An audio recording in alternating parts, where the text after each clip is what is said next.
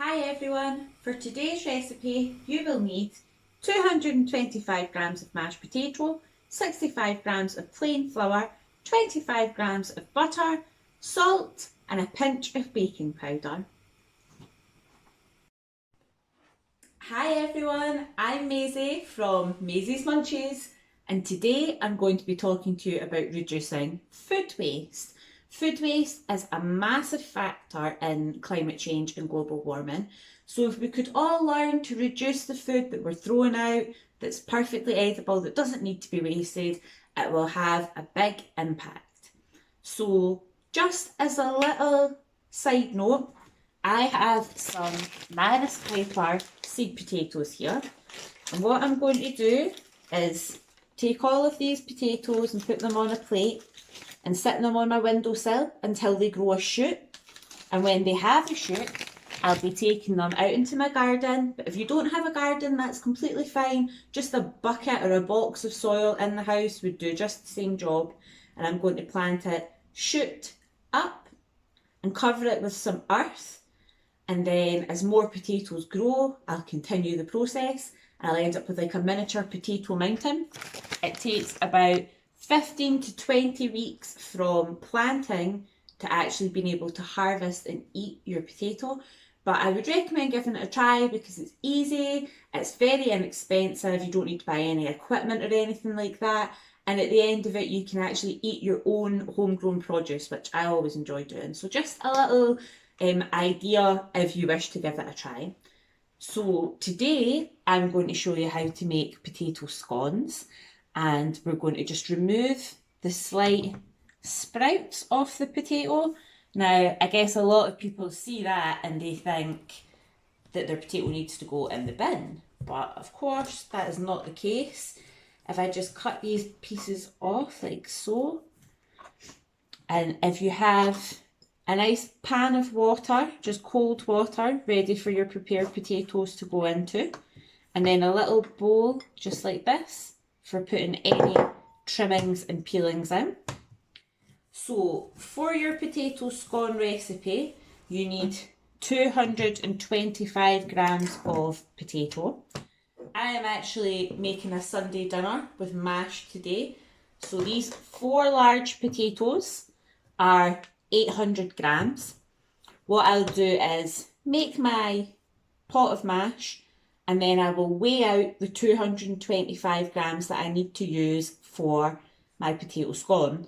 If you would prefer to weigh your potatoes first, if you want to weigh exactly 225 grams, I would suggest using maybe just over 300 grams of potatoes, because by the time you actually peel them, you'll lose a little bit of weight. Make sure you've given your potatoes a good wash before you actually peel and chop them. Get any soil off of them. This is important. Potatoes are grown in the ground, so you get all the soil off.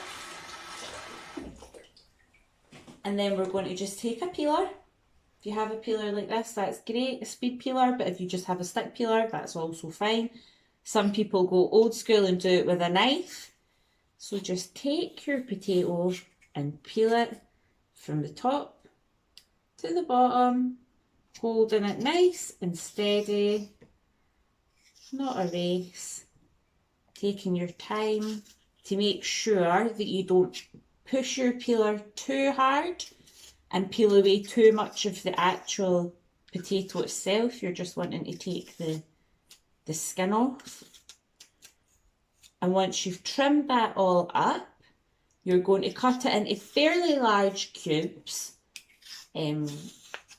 Not too big, not too small, just so that they'll cook nice and evenly before mashing.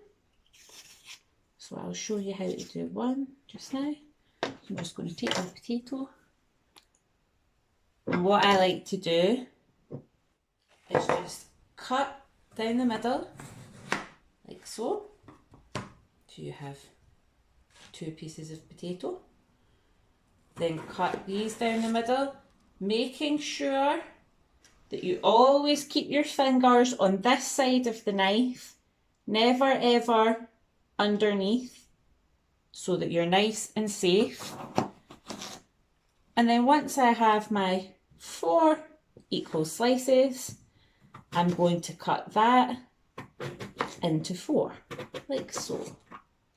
Just across the way and then straight into my pan of cold water. And then I will get this on the heat and allow it to cook for about 15-20 minutes until the potatoes are very soft. And then I will drain them and mash them, ready to make some potato scones. I will show you that in part 2. Thanks! So, I checked my potatoes were cooked by simply taking a knife and pressing it into the potato, and if there's no resistance, then you know your potato is cooked. I drained them off.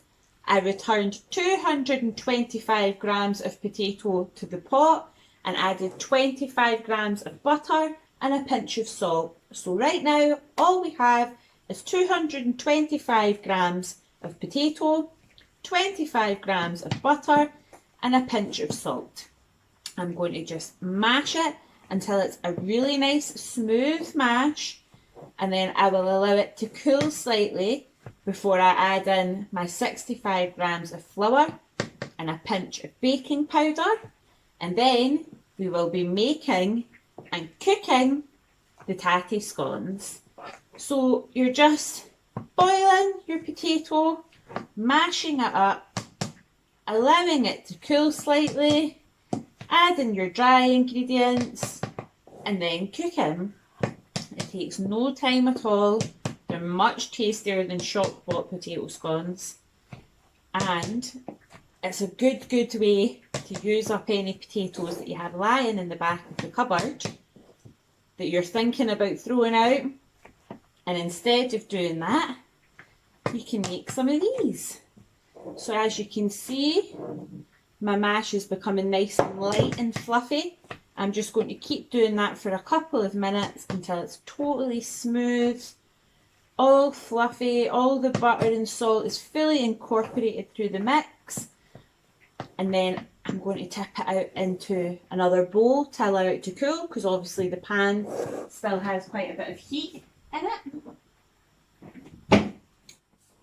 And then I'll come back in part 3 to add the flour and cook the potato scones.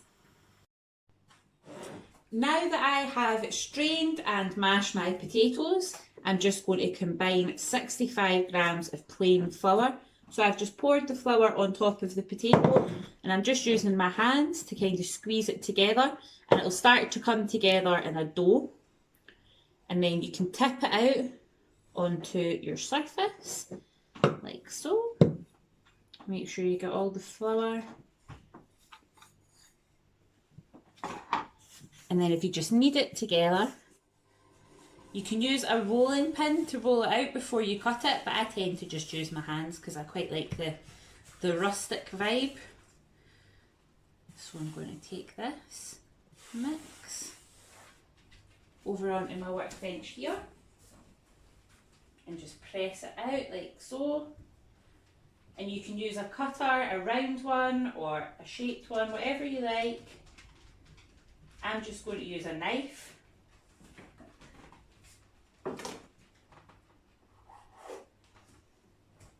And I'll turn my heat on to medium.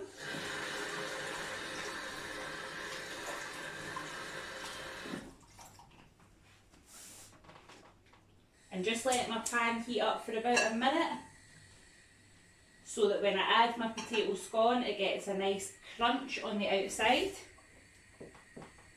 A little plate for serving so I can show you what it looks like once it's cooked.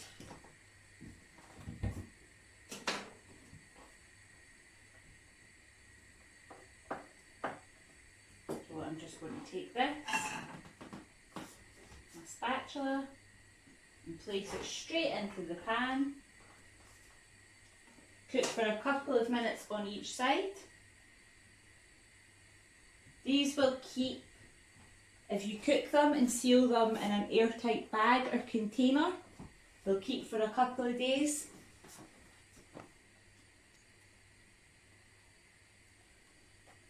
I will show you the finished product. So once I had pressed and cut my potato scones, I've just lightly fried them for about 2 minutes on each side. And I'm just going to serve these up onto this plate and show you the finished product. Here we go. Ta-da!